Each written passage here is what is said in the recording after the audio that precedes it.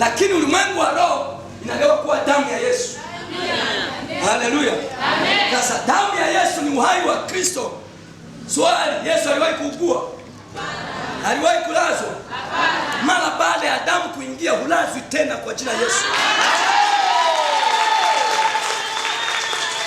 Aliwahi kupungukiwa damu? Hupungukiwi damu tena kwa jina Yesu. Aliwahi kukunjwa mikono ikakakamaa? Mara baada ya kuinywa damu mikono haikakamai tena kwa jina Yesu. Haleluya.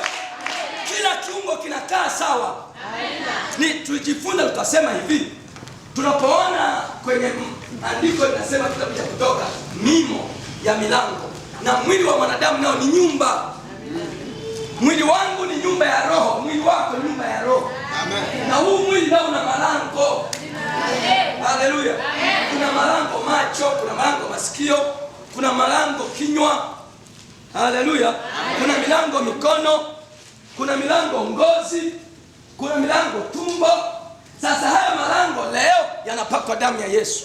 Amen.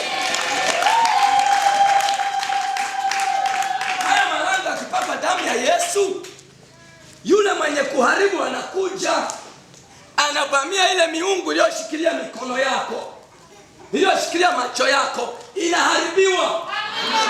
Alafu mikono inaanza kushika, miguu inaanza kutembea, kinywa kinaanza